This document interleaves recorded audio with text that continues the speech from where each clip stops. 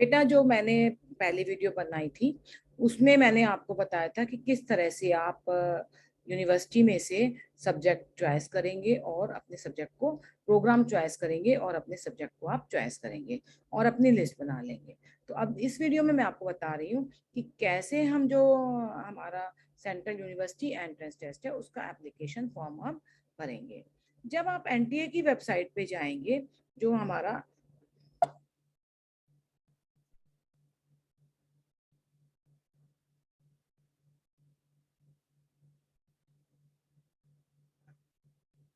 Form है CUET.समर.ac पर, तो आपको जो है इंफॉर्मेशन ब्रोशर भी मिलेगा। वहां से आप इंफॉर्मेशन ब्रोशर को डाउनलोड करेंगे और उसको अच्छे से पूरा पढ़ लेंगे।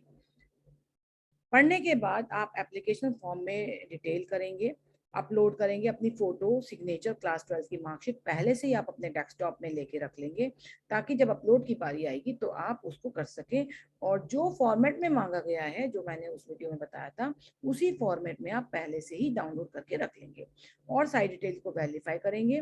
फिर पेमेंट करेंगे एप्लीकेशन फी वगैरह की, और फिर प्रिंट आउट अपना लेके कंफर्मेशन पेज कर लेंगे। तो जो डॉक्यूमेंट चाहिए वो हम पुरानी वीडियो में बता ही चुके हैं। स्कैन इमेज ऑफ फोटोग्राफ चाहिए, सिग्नेचर चाहिए, कैटेगरी सर्टिफिकेट चाहिए, डेबिट कार्ड, इंटरनेट का बैंकिंग चाहिए डिटेल। फोटो ऑफ आइडेंटिटी में आप आधार कार्ड अपना ले सकते हैं, 10th की मार्कशीट की कॉपी, 12th की मार्कशीट की स्कैन कॉपी, एक ईमेल आईडी जरूरी है और एक वैलिड फोन नंबर आपका बहुत जरूरी है। जब आप विंडो पे जाएंगे, फिर आपका रजिस्ट्रेशन स्टार्ट होगा। रजिस्ट्रेशन स्टार्ट होगा, उसमें आपकी डिटेल भरी जाएंगी। वेबसाइट CUET.समर.ac है। ये आप इंफॉर्मेशन ब्रोशर इस तरह से आप डिटेल कर सकते हैं। जब सारा इंफॉर्मेशन ब्रोशर आपने डिटेल पढ़ लिया, फिर आप प्रोसीड टू टैब पे जाएंगे।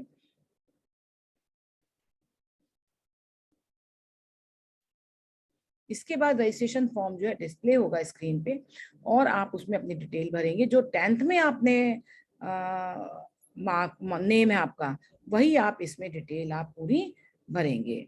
और पर्सनल डिटेल, अपना नाम, date of birth, father name, mother name, identity proof, सारा इस तरह से, मोबाइल नंबर आप सब भरेंगे। उसके बाद अपना एड्रेस सारा भरेंगे डिटेल।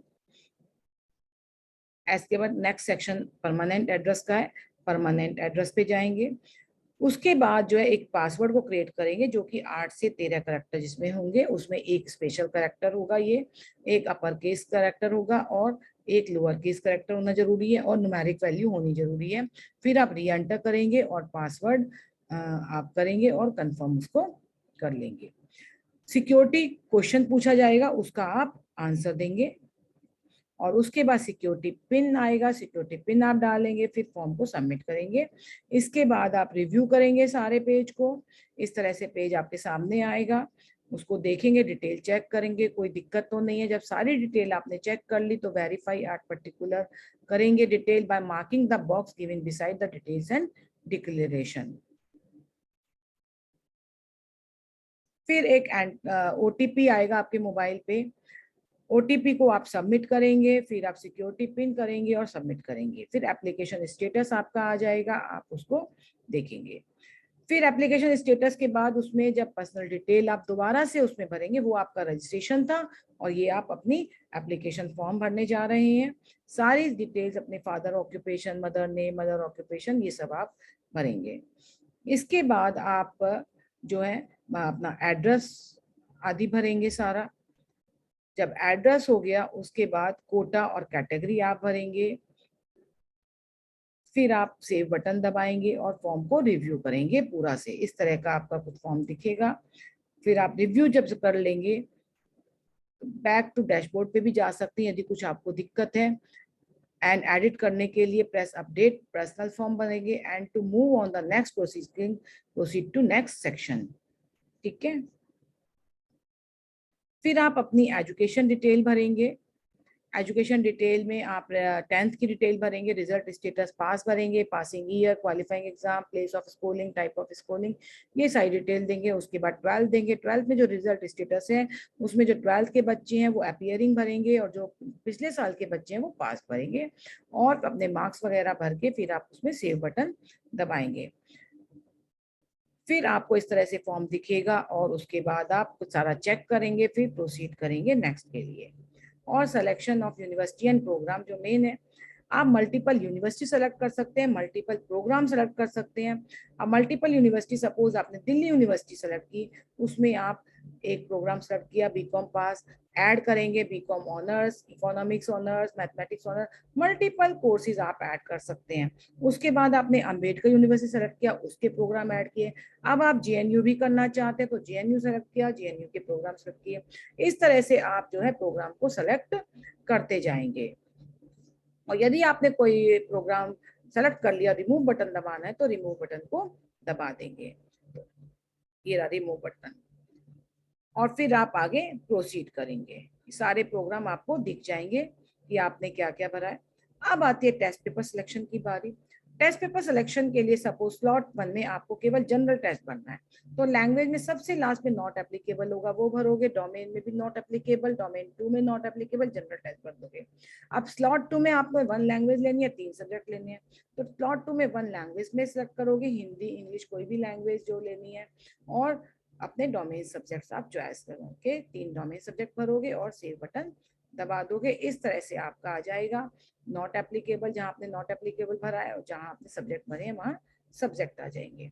जब उस सब्जेक्ट भी भर दिया, यूनिवर्सिटी भी भर दी, कोर्सेज भी भर दिए, अब आती है एग्जाम सेंटर्स की डिटेल।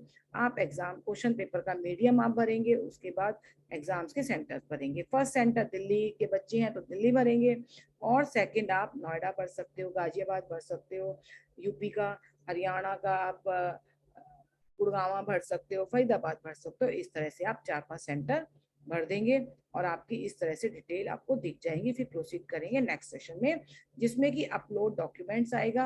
अब आप सारे डॉक्यूमेंट्स को अपलोड करोगे, 10th की मार्कशीट, अपना फोटोग्राफ, अपने सिग्नेचर्स, सभी चीजें, अपना कास्ट का सर्टिफिकेट सब आप अपलोड करेंगे। फिर नेक्स्ट सेक्शन पे जाएंगे। उसके बाद आपके आएगा ये, इस तरह से आप सारे डॉक्यूमेंट अपलोड करोगे, फिर आप प्रोसीड टू प्रीव्यू सेक्शन पे जाएंगे। फिर आपका इस तरह से सारा फॉर्म आपको दिख जाएगा, और फॉर्म अपना अच्छे से 2-2 बार आपको चेक कर लेना है कि कहीं कोई गलती तो नहीं है। जब सारा फॉर्म पर्टिकुलर वेरीफाइड हो गए, फिर आप by marking the box beside the given detail and declaration दोगे। फिर आती है फीस की fees, proceed to payment to pay the application. फिर आप अपनी फीस देंगे और अपना ईमेल आईडी को कंफर्म करेंगे और सिक्योरिटी पिन को डालेंगे और फिर वेरीफाई करेंगे।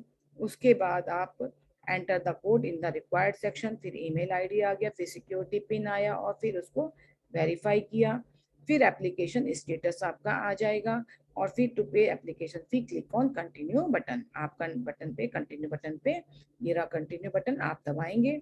और इसके बाद आप जो है, now all the section application form will detail will be displayed and candidate will have to go through them. Check the detail again and make any change if necessary. यदि कोई चेंज नहीं है तो आप फीस को पे कर देंगे। तो इस तरह से बेटा आप जो है पूरा फॉर्म को भरेंगे। ये सारा पेमेंट आ गया, और फिर पेमेंट पेज भी आपको दिख जाएगा। इस तरह से आप फीस को पे करेंगे। यदि आपने दोनों स्लॉट बुक किए हैं, सपोज एक में आपने जनरल टेस्ट दिया है, दूसरे स्लॉट में आपने एक लैंग्वेज और 3 अपने डोमेन स्पेसिफिक सब्जेक्ट दिए हैं, तो बेटा आपको जो है डबल फीस भरनी पड़ेगी ये। लेकिन यदि आपने एक लैंग्वेज 3 डोमेन स्पेसिफिक सब्जेक्ट भरे हैं तो केवल आपको सिंगल फीस भरनी पड़ेगी। तो इस तरह से आपको फॉर्म भरना है। Thank you.